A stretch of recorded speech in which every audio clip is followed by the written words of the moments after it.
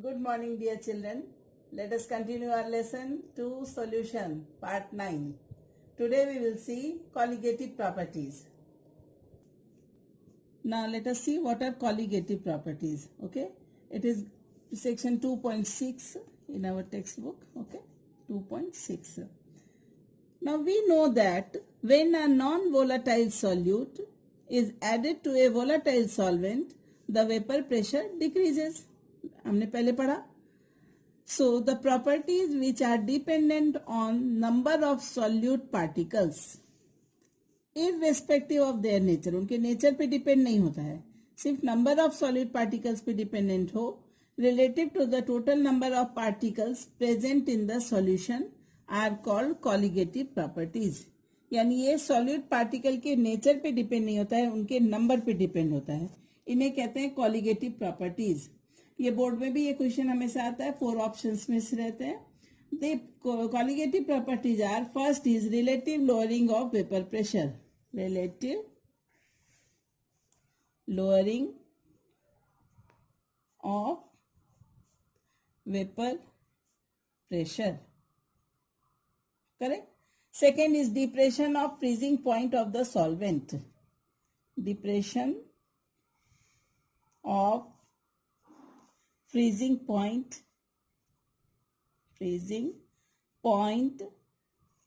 of solution. Correct? I am sorry, it is not solution, it is depression of freezing point of solvent. Solvent आएगा बेटा, देखना यहाँ से ध्यान से करेक्शन करना. Solvent. Is it visible? Solvent. And third is elevation of boiling point of solvent. Elevation मतलब बढ़ना. Elevation of boiling point of solvent. And fourth one is osmotic pressure of the solution. Osmotic pressure of the solution. So one by one we will go for all these 4 colligative properties. First we will discuss relative lowering of the vapor pressure. पहले से हमने पढ़ रखा है P1 is equal to X1 into P10. P1 is equal to X1 into P10. ये हमें मालूम है, अभी तक हमने सॉल्व किया. So delta P1 is equal to, यानी change in pressure is equal to P10 minus P1. Change क्या होता है, right? So is equal to, put कर दो P10 और P1 के बदले ये वैल्यू रख दो X1 into P10. So X1 into P10 हमने रख दिया. अंडरस्टूड? ये हमें पता था, डेल्टा P1 कर दिया is equal to P10 minus P1 is equal to P10 अपनी जगह पे है, P1 के बदले X1 into P10 पुट कर दिया. नाउ इन दोनों में से P10 कॉमन ले लो, बचा क्या 1 minus X1. So we know that 1 minus X1 is also equal to X2 mole fraction. X1 क्या है? Mole fraction of first component, ये mole fraction of second component. So is equal to P10 into X2. Delta P1 is equal to P10 into X2. So in a solution containing several non-volatile solutes, अगर बहुत सारे non-volatile solute हों, तो the lowering of vapor pressure depends upon the sum of mole fraction of different solutes. Let us see how. Delta P1 upon P10, ये upon हो गया, is equal to X2. Correct? So delta P1 upon P10 is equal to X2. Now you know delta P1 के बदले हम क्या लिख सकते हैं बेटा? P10 minus P1. So P10 minus P1 upon P10 is equal to X2. Correct? Now let us see. P10 minus P1 upon P10 is equal to X2. Correct? So this is known as relative lowering of vapor pressure. क्या है ये?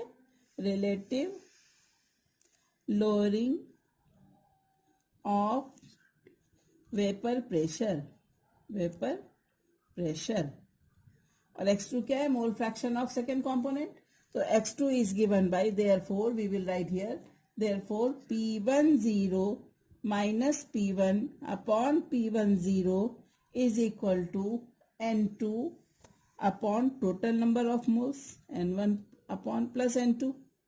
Correct. जहां N1 and N2 number of moles of solvent and solution solute है. देखना ध्यान से. N1 is number of moles of solvent, N1 is equal to number of moles of solvent, moles of solvent, and N2 is number of moles of solute, number of moles of solute is equal to, now we know that N2 यानी moles of solute अगर negligible कर दें, neglect कर दें इसको dilute solution के लिए, N2 is very small than N1. If N2 is very small than N1, ठीक है, तो N2 को negligible कर देते हैं, तो is equal to N2, ऊपर वाला N2 तो रहेगा ही, upon N1, N2 upon N1. So this can also be written as P10 minus P1 upon P10 is equal to N2 upon N1. ठीक है, और P10 minus P1 upon P10 is equal to N2 क्या है बच्चे, number of moles of second component. So small m upon capital M वाला formula कर दे, तो small m के बदले यहां लिखेंगे W2 upon M2, correct, into ऊपर ले जाओ, into W1 upon M1, where so it is W2 upon M2 into M1 upon W1, where लिख लेना ध्यान से, टर्म्स क्या हैं ध्यान से देखना. W2 is equal to, पहले लिखो यहां, W1 is equal to mass of solvent, W1 is equal to mass of solvent, correct. W2 क्या होगा, mass of solute, mass of solute. Then M1 क्या है, मोलर, ये मास ऑफ सॉल्वेंट है तो उसका मोलर मास होगा M1, molar mass of solvent. And what is M2, molar mass of solute. Clear children. W1, W2, M1 and M2 हो गया, मालूम चल गया. सो ये एक फॉर्मूला हमारा जनरेट हुआ. Okay, so let it be 1. ठीक है, so relative lowering of vapour pressure is given bye W2 into M1 upon M2 into W1, where all these terms are explained like this. ठीक है. Now let me show you how example number 2.6 is solved in the textbook. Solved example है. Question समझ दो पहले. The vapor pressure of pure benzene at a certain temperature is 0.850 bar. A non-volatile solid, कोई non-volatile solid है जो 0.5 ग्राम है, when added to 39 gram of benzene. Molar mass benzene का पता है C6H6, so it is 78 gram per mole. It is given in the question. We can calculate also.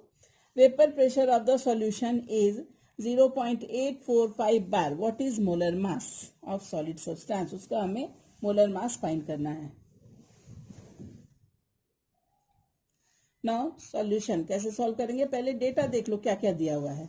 So what we see, vapor pressure of pure benzene is given. So it is P10 is equal to, vapor pressure दे रखा है, so P10 is equal to 0.850 bar.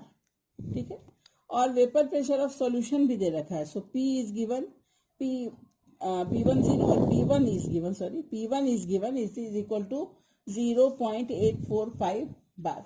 Correct. Now M1 is given, benzene का molar mass दे रखा है. M2 हमें find करना है, जो solute है उसका मोलर मास फाइंड करना है. and W1 is given 39 gram. कितना ग्राम बेंजीन है बेटा? 39 gram. So W1 is 39 gram and W2 solute का मास कितना दे रखा है? 0.5 gram. So 0.5 gram. Same formula use कर दो. P10 minus P1 upon P10 is equal to W2 upon M2 into W1 upon M1. ऊपर M1 जाएगा. So let us write here. P10 क्या है? 0.850 minus 0.845 divided by 0.850 is equal to 0.5 into 78 upon M2 को find करना है into 39. So therefore M2 is equal to, ये सारा इधर जाएगा. सो 850 माइनस 845 करोगे तो माइनस करने के बाद आएगा. Let us calculate. So we have written the data given.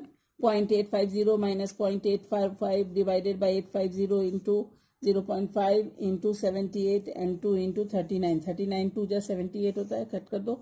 इसको माइनस करेंगे तो 0.005 divided by 0.850 is equal to 1 upon M2. M1 कहाँ से आया? 0.5 into 2. 1 upon M2. So M2 you will calculate. It will become 170 gram per mole. ये solute का what is the molar mass of solid substance. तो answer होगा 170 gram per mole.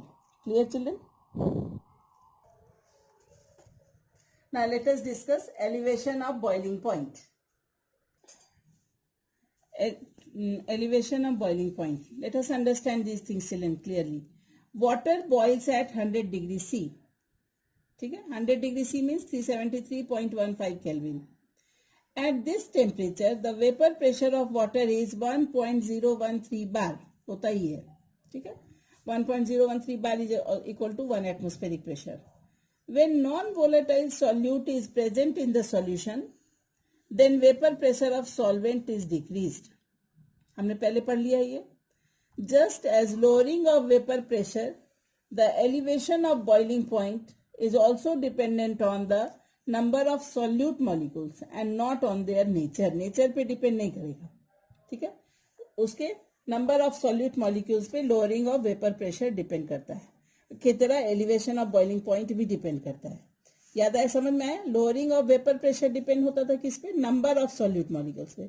Similarly elevation of boiling point is also dependent on number of solute molecules and not on their nature. So ये TB0 is boiling point of pure solvent and TB is the boiling point of solution. TB0 किसका है? Solvent, pure solvent का boiling point है.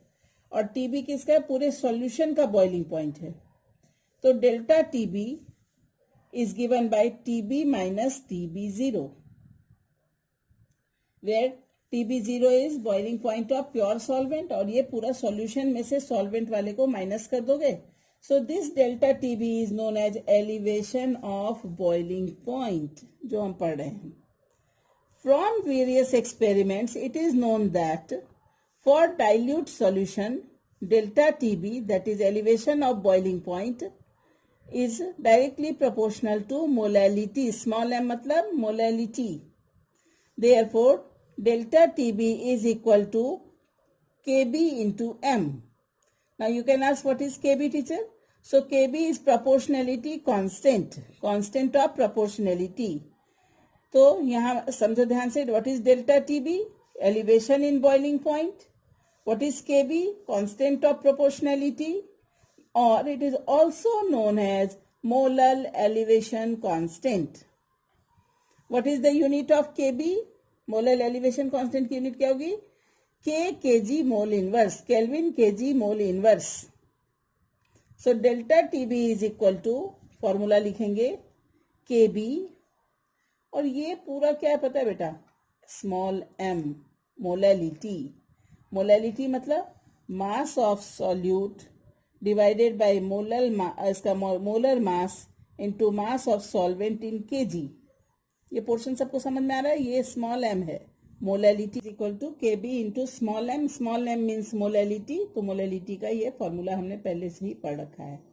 because small m means molality is equal to W2 upon M2 into W1 upon 1000 kg में convert कर दिया solvent को, where W2 is mass of solute, note कर लेना सब लोग notebook में, M2 is molar mass of solute, W1 is mass of solvent, M2 is molar mass of solvent.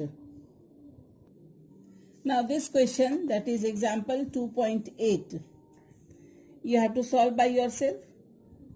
It is given the boiling point of benzene is this 353.23 Kelvin. When 1.80 gram of a non-volatile solute was dissolved in 90 gram of benzene, the boiling point is raised to 354.11 Kelvin. Calculate the molar mass of solute. Kb for benzene is 2.53 kg mole inverse, Kelvin kg mole inverse. Everything is given in the question. Which formula we will go for? We will go for this formula. इसमें से M2 find करना है तो M2 को बाहर ले लो, बाकी चीजें मल्टीप्लाई करके डिवाइड कर दो, सब में इसकी वैल्यू पुट कर दो. Now let me show you how to solve example 2.7. 2.8 खुद से कर लेना, कोई प्रॉब्लम हो तो यू कैन आस्क.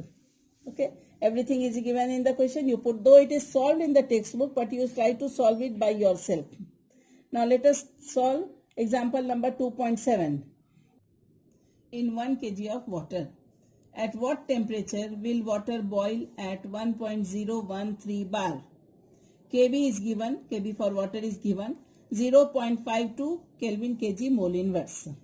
अब अपने को फॉर्मूला तो मालूम ही है, delta Tb is equal to Kb into small m. Small m means molality. So molality नहीं मालूम है तो let us find out number of moles of water, moles of glucose. Moles of glucose is equal to small m upon capital M. What is our small m? 18 gram. Glucose का molar mass find करोगे तो 180 आएगा, क्योंकि glucose का formula क्या है? C6H12O6. So it is 80 upon 180, correct? So it will become 1 upon 10, यानी 0.1 moles. So 0.1 mole divided by 1 kg, correct? So answer is 0.1. Therefore molality is equal to 0.1. Molality का formula क्या है? Number of moles divided by mass of solvent in kg. So 0.1 divided by 1 is equal to 0.1. इसको हमने put कर दिया. So it will become 52 1 जा 52, 1 2 3, so 0.052, correct? Direct multiply कर दिया. ये हमारा डेल्टा टीबी मालूम चल गया. डेल्टा टीबी केल्विन में, so answer it is also in kelvin, right children? अब वाटर का बॉइलिंग टेम्परेचर क्या है? Water boils at 373.15 kelvin, correct? Therefore the boiling point of solution. सिर्फ समझने की बात यह है कि इसमें हमने ग्लूकोज को वाटर में डिसॉल्व किया है, तो बॉइलिंग पॉइंट इसका एलिवेट हो जाएगा, बॉइलिंग पॉइंट बढ़ जाएगा, क्योंकि प्योर वाटर का है 373.15, तो ये जो डेल्टा टीबी है इसमें ऐड हो जाएगा. Therefore boiling point of solution, boiling point of solution is equal to 373.15 plus 0.052 Kelvin. When you will add, it will become 373.202 Kelvin. समझ में आया? प्योर वाटर का ये बॉइलिंग पॉइंट है. जब उसमें ग्लूकोज ऐड कर दिया तो वो बॉइलिंग पॉइंट एलिवेट हो गया. So elevation of boiling point. So total boiling point of the new solution is 373.202 Kelvin. I am also solving some of the questions for exercise and sending you in the PDF. You have to note down all the questions, all the numericals, all the notes in your notebooks. Okay, children? Okay, thank you.